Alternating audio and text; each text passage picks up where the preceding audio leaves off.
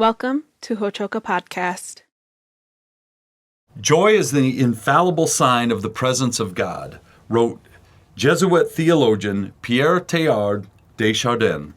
And Advent joy surprises us and invites us to wonder, says Hochoka guest Dr. Chris Hocklitubby. Let's talk about it. Hello, Madaki. Welcome to Hochoka here at the center of St. Joseph's Indian School's campus. I'm Scott Wooster, your Hochoka host.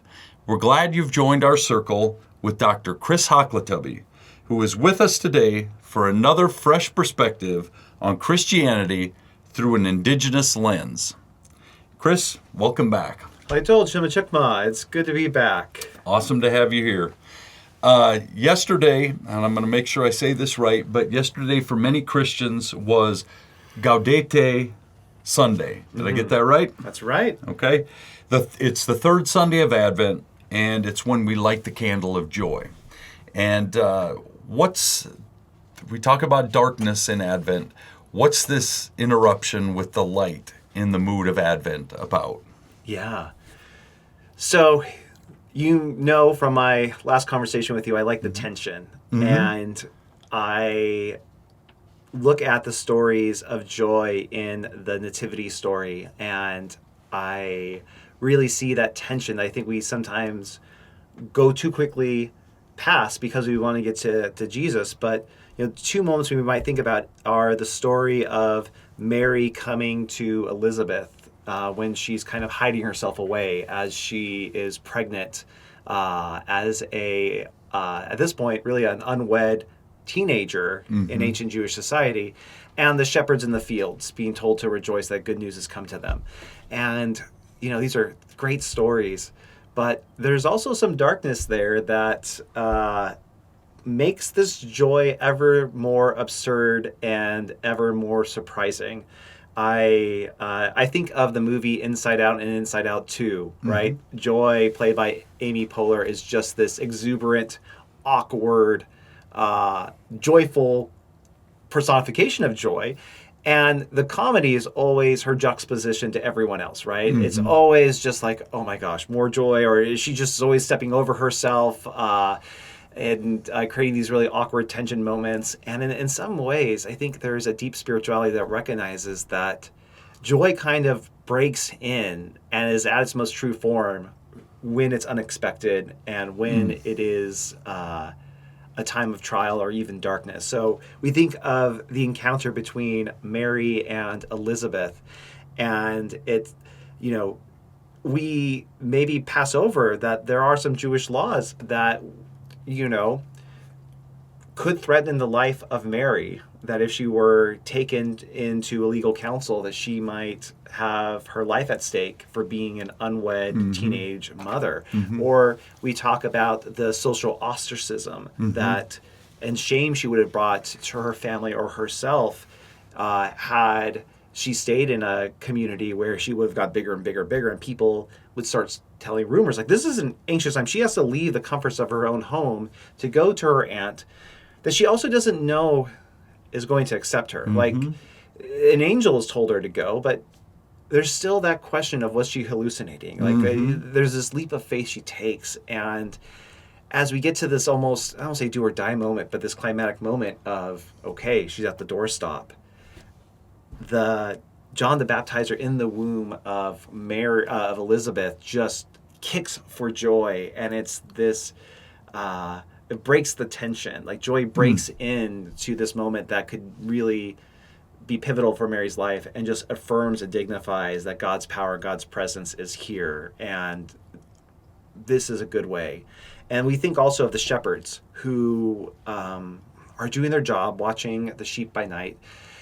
And we can we can remember that they are living under colonial occupation, that they are being taxed, that this great promise that the God of Israel has given to the Israelites, that they would be able to run their own lives on this land, that the temple would be theirs, that they would have the freedom to read the Torah. Now, they would have the freedom to read the Torah at this point. The Roman Empire will take that away from them 100 years later.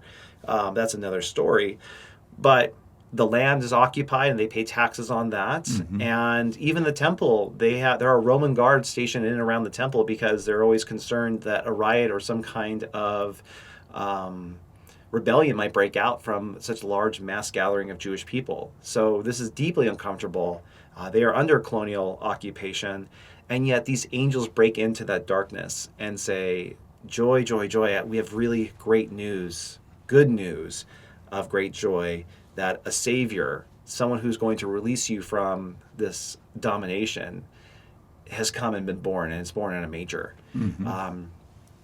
It's absurd, it's awkward, it's this tension that joy is just spoken into that darkness and sets these shepherds on a new trajectory. I think that's beautiful, and I think that is a moment for us in our lives to think about the spirituality of joy. Absolutely. You talk about this in these times, and contemporary wisdom might point us to a spa or some other kind of relaxing pursuit, but you're telling us that sometimes joy is really, really difficult, or is found in the most difficult times and spaces. Yeah. Joy is a choice. It is politically subversive. It is reframing the present moment. I think about the Psalms, and there are a number of Psalms that start off saying, even Psalm 22, like, my Lord, my God, where are you? Why have you abandoned me? That then leads to this great affirmation of, well, God is with me nonetheless. Like, that is the deliberate decision of the psalmist. Or you think of Paul's letters in the Philippians, where he says, I consider it great joy to be chained. Like, he's writing in chains, talking about his trust in God's faithfulness, and that it's a joy to be serving and to writing and to give these letters of hope to people while he is suffering so much. Well, the script that he's living out doesn't seem to be like he's prospering under God's calling. Like, how his whole mission is to be out there spreading the word, and yet he's being held back, and his life is being threatened, and yet he considers it all pure joy. It's not just this natural emotion that dwells up, but it is a deliberate decision to reframe the script and to have to reframe the script in such a way that you are trusting God that what's going to happen is going to be good. I want to take this another way too, because I think there is also a deep spiritual practice around joy that I've come to a new appreciation of being involved in the seminary community I'm a part of. Nate's an Indigenous learning community. One of the founders of this Indigenous Theological Institute, Terry LeBlanc, is really fond of telling us that the way in which we work as Indigenous people, we don't know the future. We're in Western culture, we're always thinking about the future, and we're futurists, Tony Starks, like looking forward, and the future doesn't exist. But what we know guiding forward is what's worked in the past. And that he tells a story of hunting with his uncle and his father and his grandfather walking backwards at times to keep track of where they've gone. And he reminds us on Terry to look backwards as you're walking, because the way back is always going to look different as you're trailing through. And so Terry tells a story of, like, as we walk in the future, we are walking backwards, looking backwards, and asking questions of what has worked well in the past that can give us guidance of how we return to harmony in the future. This ties into what he'll call an asset-based view of theology, that we tell stories about life at its best that fill us with joy, that fill our chests up with hope, that is a really productive way to do theology and think about what makes communities whole and harmonious, rather than what our typical view in the Protestant, even Catholic tradition is to focus on a deficit-based theology. What do I mean by this? Well, let's take an example of Genesis. When we tell the story of Genesis, we often so quickly start at Genesis 3. And we begin with the deficit of the fall. And we think about how bad humanity has drifted away, with the kind of pastoral hope that the way in which you break someone out of their sin is you tell them that they're a sinner, you help them to think about their sins, they confess their sins, and by doing that, then they will shape their lives in a different way. Or in the evangelical tradition, by telling someone how bad they've fallen, you create this crisis of urgency within them, and they recognize then their great need for a savior. That's like the spiritual psychology behind focusing on the deficits. And it works for a lot of people. But when you have that theology and you put it on minority communities who have been so stepped on or told that their culture doesn't have value, it just hits extra hard. Now you're telling me I'm also morally deficient. You've already told me my culture, my heritage is deficient, and now I'm fully deficient. Like, is there anything good in me? My friend Matt LeBlanc, Terry's son, says, when we are told that you need to love your neighbor as yourself, but you've also told me to not like myself, it's really hard to then love other people in this way. And so an asset-based approach brings us back to Genesis 1 and 2. Brings us back to this garden, brings us back into relationship and harmony with nature when we were stewards and things were going well.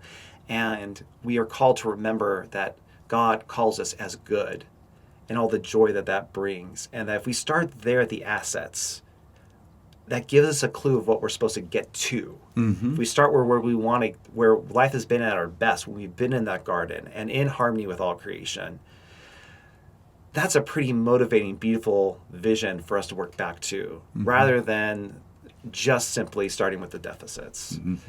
So I think about this time of Christmas when we are thinking about these stories of joy in our lives. Like, I hope for a lot of people that Christmas has been a joyous time. For me and my family, right? I think some of the best stories of my childhood come in around this time. I mean, for the flat basis that in kids' economy, Christmas is just a boon, right? Like when all those presents come in, like, boy, does it feel like there's abundance and there's security. And all the families around and you feel loved. In many ways, during these times of celebration, it's really life at its best. And during this Christmas season, when I'm thinking about these stories of joy, it gives me a blueprint of the kind of moments I want to create for my own family. And we see these memes and these jokes of like the mom who's preparing the Christmas meal, right? And she's a Tyrannosaurus Rex and she's just like yelling at everyone. But then, guests come over and then she's all polite and everything's run full. And you don't see the chaos that brought us to the moment. But God bless all those moms, right? Who work so hard to create those beautiful moments. That we have these moments of joy and to kind of set the table, set the scene literally for that. And I think that's a spiritual practice to go back and think about these moments of life at its best as we try to recreate it. So for me, the Christmas joyful season is this invitation to collectively in our families, in our communities, to think about what does life look like at its best for us? Even in these moments of darkness, even in these moments where things are hard. We just put a pause on that and we collectively remember. And in those memories, it gives us the seed and the blueprints for how we might recreate moments of harmony and joy in our lives. So why do I think that you have more to give us on this topic? Well, something that brings my family a lot of joy and has for a while is this kids television show called Bluey, which is the new Fred Rogers of our day and age. And there is this episode called Born Again. And if you don't know Bluey, you should look it up. But these are 7-minute living parables that follows an Australian healer dog family as they navigate being parents to 2 rambunctious, beautiful young daughters. And the daughters of Bluey are about the rough age of my daughter. So I can't help but see myself as the dad in this show. And in fact, it's a saying in my house. We say WWBD, which is what would Bandit do? Which is the dad's name. Because they will play any game with their kids. They're dogs. They have lots of high energy, more energy than me. But it really challenges me constantly to think, okay, I'm doing this work I think is important, but relationships with my kids are even more important. And to jump into that joyful play with them is really essential. So in this episode called Born Again, the mom is doing some yoga poses. The kids are taking pictures of her bum. And she's like, don't take pictures of people's bums. That's inappropriate. And the kids are like, why? And they're like, look, kids, sometimes you just have to accept that I've been around this world for a while and I just know these things. This is inappropriate. I don't have to explain everything to you. Mm-hmm. And the dad comes in and he's like, hey, what are y'all doing? And the kids are like, Dad, can you bend over and pick up something? And he's like, look, kids, I wasn't born yesterday. I know what you're doing. And these kids are like, oh, that's a game. And so they start playing this game called Born Yesterday. And so the dad then has to act like he's been born just yesterday. Mm-hmm. And so he's experiencing the world afresh with new, just open eyes. And so, for example, he goes to a stool and says, this is the most beautiful thing I've ever seen. And what is it? And the kids are like, that's a stool, Dad. And it's like, hi, stool. I'm Dad. And he's like, no, Dad, that's not alive. Stools aren't alive, right? So it's comical. It keeps going through this. He sees a tree leaf, and he points this tree leaf, and he says, alive? What is this? And at this point, we're through the episode where he's done a lot of silly things, and the kids are just exhausted. Mm-hmm. The parable point of this is that, it's exhausting to be a parent, and kids, sometimes you just have to trust us. We've been around the world. We've been around the sun a couple times. You just got to trust your elders' wisdom and just go with it at times. And the kids realize how exhausting it is to explain every single small question that their dad has. And so the youngest daughter, Bingo, is about to explain the plant to the dad, but the oldest, Bluey, says, no, just let me experience it. And so there's almost like this beautiful indigenous moment where Bandit is just experiencing the beauty of the leaf as leaf and says alive. Yeah. And the camera zooms in. The animation zooms in, and you see the veins of the trees. And it's like he's looking at the leaf as if he really was born yesterday and appreciating all its beauty. Mm-hmm. So the game ends. It's the end of the episode. The mom is doing dishes, and she looks outside, and she sees her husband sitting on the grass looking at a leaf. And she's like, kids, is the game over? And the kid's like, yeah, it's over. And so it just kind of pans out to the dad. And he's sitting there like he was just born yesterday and just deeply appreciating the creation of this leaf. Yeah.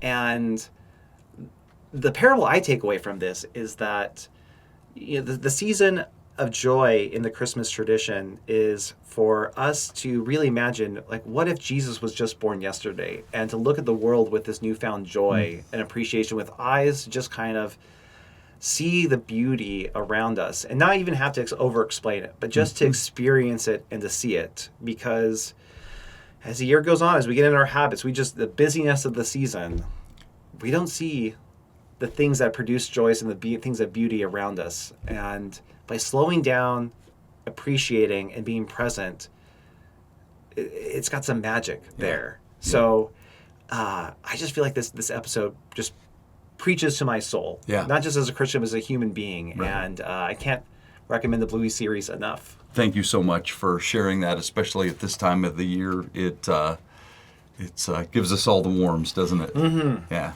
wonderful. We'd like to thank our audience for joining us here at Ho-Chokeh at the center of St. Joseph's Indian Schools campus, where we talk about issues that are central to Native American education today. Until next time, stay centered. And Merry Christmas. And Merry Christmas.